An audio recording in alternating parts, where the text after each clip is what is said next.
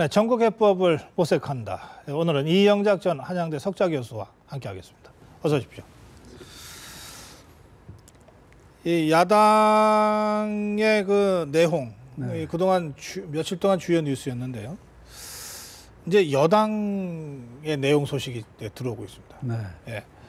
그 윤상현 최고위원의 발언, 네. 윤상현 특보, 정부 네. 특보의 네. 발언이요. 네. 뭐 이대로 가면 김무성 대표가 대선에서 이길 수 없다. 네. 친박에도 대선 주자들이 있다. 뭐 이런 네. 발언입니다. 네. 예. 이거 어떻게 생각해야 됩니까? 글쎄요, 제가 봤을 때는요. 예.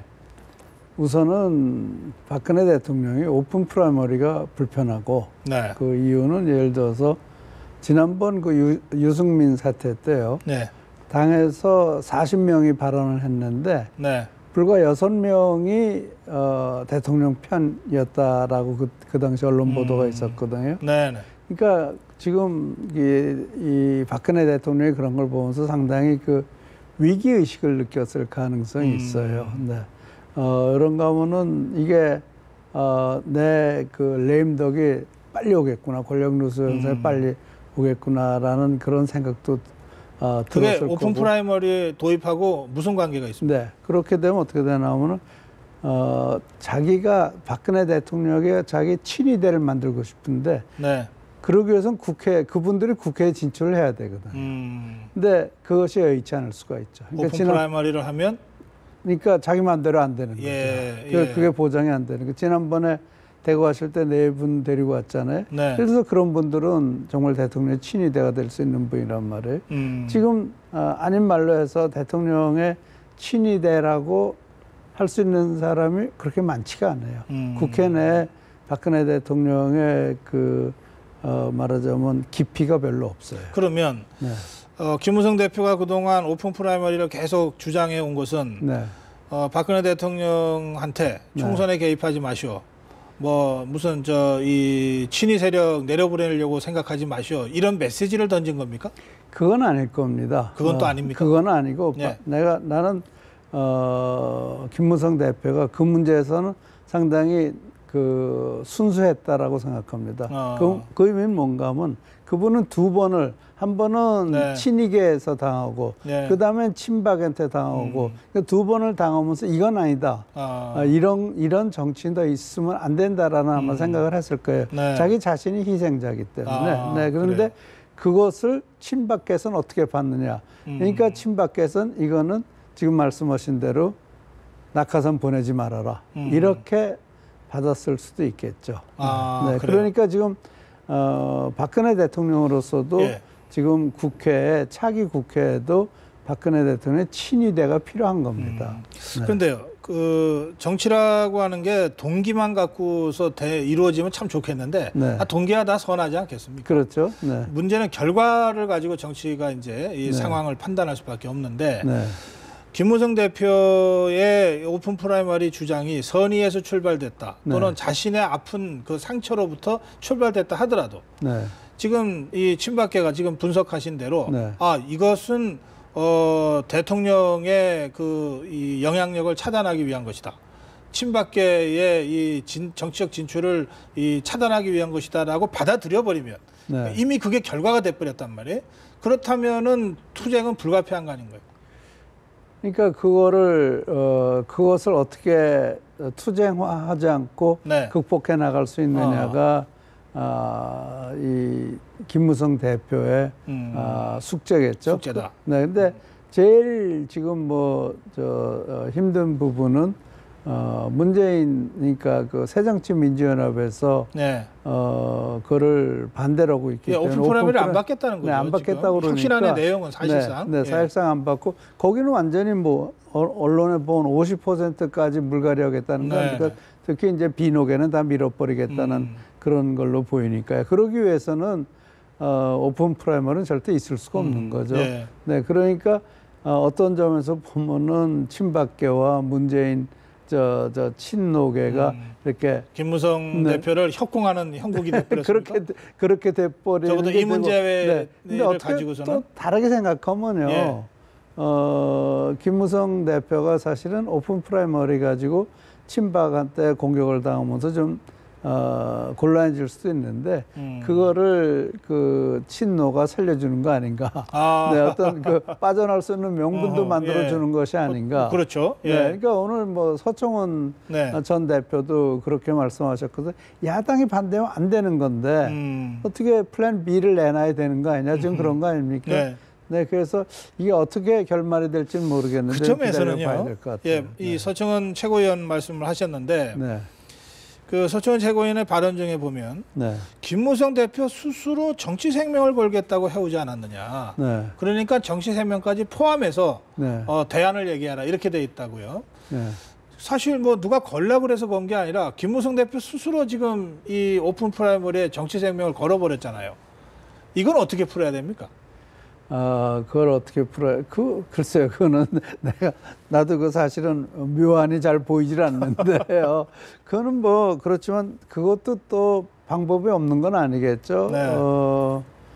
결국은 이거는 숙제를 두자라든지, 아니면은 오픈 프라이머리에 가장 근접한 방법으로 공천을 하자라든지, 뭐 그런 방식으로 하면 되겠죠. 그러니까 쉬운 문제는 아니에요. 근데 현실적으로 오픈 프라이머리는 어렵다고 봐야죠. 해야 되죠. 해야 되는데 그 워낙 그 정치적으로 얽혀 있기 때문에 이게 힘들어져 버리는 거죠. 그러니까 아직까지도 빅딜의 가능성이 남았다라고 보는 분들이 더러 있어서 제가 다시 질문을 드리는 근데 그게 이제 빅딜을 하자면은 결국 국회의원 수 늘리고 오픈 프라이머리 받는 건데 야당이 원하는 게 그거 아닙니까? 국회의원 수 늘리면은 그리고 권역별 비례대표 하면은 오픈 프라이머리 받겠다고 지금도 그게 유효한 얘기인지 모르겠지만 그러나 그건 어려울 거예요. 그렇기 때문에 이게 현실적으로 결국 오픈 프라이머리는 묻히는 것이 그렇다면 그 김무성 대표도 뭐 오늘도 사실은 오픈 프라이머리 좀 더 기다려보자 그러지 않았나요? 하겠다고 했는데 사실은 출구 전략을 고민할 때가 된 거 아니냐. 그러니까 서청원 최고위원의 발언도 그런 거 아닙니까? 그렇죠, 그런 거죠. 그러니까 출구 전략을 만들어라. 결국 뭐 그렇다고 그래서 지금 김무성 대표한테 친박계가 등을 돌린다고 좋을 것도 없어요. 그리고 더더군다나 박근혜 대통령이 이번에 친박이 김무성 대표한테 등을 돌리면 박근혜 대통령 2번 등 돌리는 게 되는 거란 말이에요. 그러니까 그게 그렇게 쉽지는 않을 겁니다. 알겠습니다. 참 그 대통령이 국무회의에서 청년 희망 펀드를 제안했어요. 그리고 뭐 실제로 매달 월급의 얼마를 기금으로 내겠다고까지 했습니다. 이쪽 효과가 있겠습니까? 그건 대통령이 하실 일이 아니죠. 대통령이 그런 거 하면 안 돼요. 그러니까 전에 대통령이 정당 만들었죠. 그 정당이 노무현 대통령이 임기 내에서 만들고 임기를 견디지 못하지 않았습니까? 혹시 기억나신지 모르겠지만 YS가 한흑재단이라는 걸 만들었어요. 한흑재단? 한인과 흑인과의 그 관계 개선을 위해서 1992년도에 문민정부 출범한 후에요? 그랬는데 그건 이제 한흑문화재단이라고 해서 한인과 흑인들 간의 관계 개선을 하자 그런 의도로 만들었는데 그것도 결국은 대통령 임기 끝나면서 그것도 그냥 그러니까 다른 형태로 그냥 사라져 버렸어요. 대통령이 박근혜 대통령이 이거 하셔도 아마 임기 내기가 어려울 거예요. 근데 뭐 워낙 이 청년 일자리 문제가 이제 국가적 의제가 되다 보니까 또 사실 심각하잖아요. 그러니까 대통령으로서 뭔가 할 수 있는 상징적 행동으로 이제 이런 고민까지 이제 한 것 같긴 한데 말이죠. 근데요, 이걸 어떤 방식으로 사실은 풀어가는 것이 일자리라는 것은요.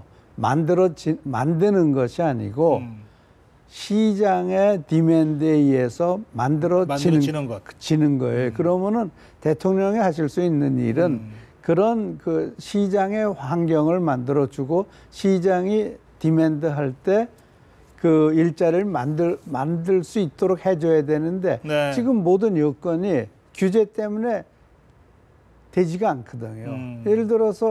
예를 들자면은 뭐 수도권에다가 커다란 투자를 하고 싶다. 투자 안 되죠. 그래서 투자 안 되고 그러자니 다른 지역으로 가는 것도 한계가 있는 거고 그럴 바에는 외국에 나가. 아, 그 공동화 현상이 심화되고 그렇죠. 그러니까 이걸 풀려면 수도권 규제 문제 수도권 규제는 그 중에 하나일 거예요. 많은 문제들 가운데에서 예. 그래서 이게 규제를 어떻게 풀어 나가느냐. 예, 그게 아마 제일 숙제인데 이런 일에 뭐 청년 희망 펀드 이게 준조세란 말이에요. 네. 재벌도 돈 안 내놓을 수 없어요. 아하, 근데 예. 결국 법인세 안 올린다고 그러고 실질적으로 법인세 올리는 꼴이 되는 거거든요. 예. 이게 절대 오래 갈 수가 없습니다. 아, 알겠습니다. 좀 더 이 근원적인 대책, 그렇죠. 또 정부가 해야 될 일 그런 걸 하셔야지 필요하다. 이게 예. 이거는 대통령 임기 끝나고 나서 하실 일이에요. 대통령 임기 끝나고 나서. 퇴임 후 대통령 의제까지 주십니까? 아니, 그러니까 이걸 하시니까 예. 이걸 안 펴지고 예. 나왔으면 내가 그런 얘기를 할 필요가 없죠. 카토 대통령이 헤비타트 운동 열심히 한 건 퇴임 후고 그렇죠. 대통령으로 있을 때는 주택 정책을 고민해야 되는 거죠. 그렇죠, 예, 그렇죠. 알겠습니다. 그런 취지의 말씀이시군요.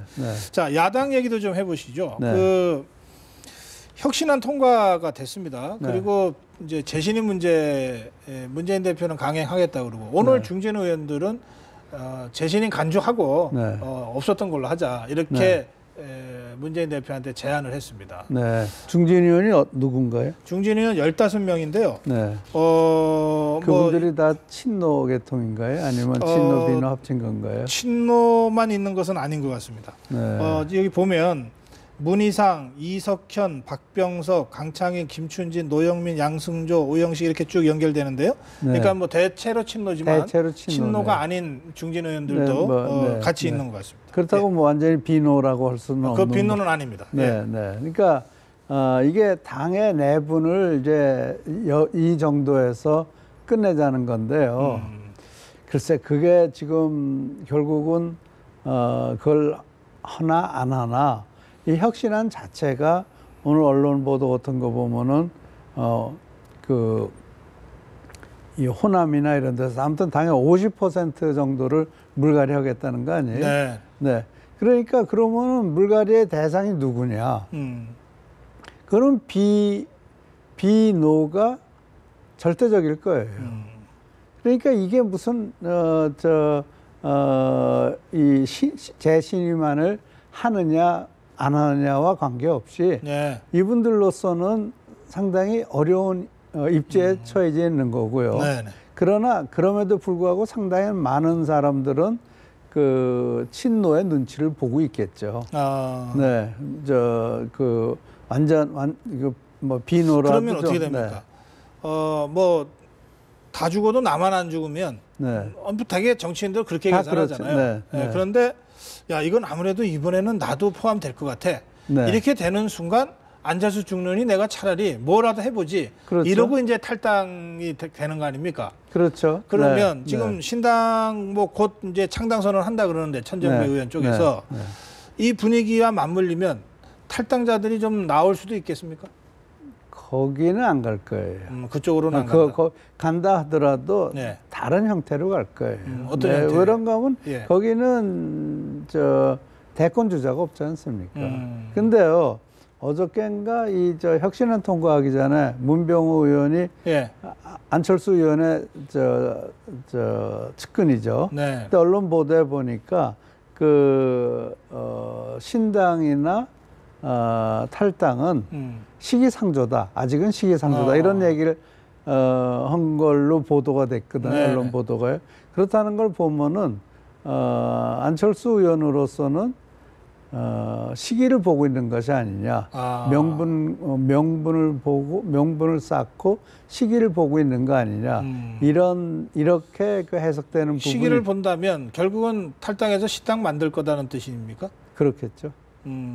그러니까 그럴 가능성이 상당히 크다는 거죠. 지금 천정배 의원이 주도하는 신당이 아니라 안철수 의원이 주도하는 신당 쪽으로 이 현역 의원들이 몰릴 가능성이 더 있다. 또는 신당의 중심이 천정배에서 안철수로 옮겨갈 것이다. 네, 근데요, 제가 볼 때는요, 다시 또 뭐 전국 정당 한다 그러면 또 실패해요. 그러니까 이게 그러면은 제안이 그런 데서 자꾸 전국 정당하라고 그럴 텐데 네네. 지난번도 그러지 않았습니까? 전국 정당하면 실패해요. 알겠어요. 그런데 안철수 의원의 탈당 가능성을 좀 높게 보시는 겁니까, 그러면? 지금으로서는 안철수 의원은 계산을 해보겠죠. 내가 이 당에 앉아 있으면서 내가 대권 주자가 될 가능성이 얼마나 있겠느냐. 네. 아니면 내가 당을 새로 차리고 나가서 그래서 차기 대권에서 내가 만든 당의 후보가 대권 후보가 되고 나서 문재인 씨가 후보가 된다 그랬을 때 그때 결판을 하든지 내가 양보했으니까 당신 양보하시고 그럴 수도 있는 거겠죠. 이 요즘 조국 혁신위원이 뭐 아주 활동이 활발합니다. 네. 안철수 의원한테 뭐 당원 싫으면은 나가라 그랬다가 오늘은 문재인 대표한테 백의종군을 요구했어요. 그러니까 제가 봤을 때는 개념적이니까 괜히 한마디 한 거예요. 그거를 뭐 심각하게 들었어요? 나라면 부끄러워서 아무 말도 못할 것 같은데 저는 조국 교수가 뭐 하신 말씀에 대해서 그렇게 크게 비중을 알겠습니다. 두고 싶지는 않습니다. 예, 짧게 뭐 마지막 질문 드리겠습니다. 아까 안철수 의원이 지금 시점을 보고 있는 것 같다 이렇게 말씀하셨습니다. 네. 안철수 의원의 입장에서 최적의 시점은 그럼 언제쯤이라고 보십니까? 얼마만큼 이 혁신안이 이제 더 구체적으로 그림이 그려질 거 아니에요. 그러면은 나는 안 되겠구나라는 사람들이 몇 명이라도 확실하게 나타나잖아요. 그걸 우리 가서 합시다. 그러니까 몇 명을 규합할 수 있느냐 그 시기가 그 몇 명 내 생각엔 대여섯 명, 10명만 되더라도 규합을 시킬 수 있으면은 그때가 아닌가 이렇게 생각해요. 그 숫자는 뭐 내가 그냥 만들어낸 숫자지만 그 안철수 의원이 이제 정치적으로 상당히 이제 그동안 좀 성숙해 가는 것 같아요. 아, 그렇군요. 뭐 그렇다면 일단 국감은 끝내놓고 나서 국감은 금방 끝나지 않나요?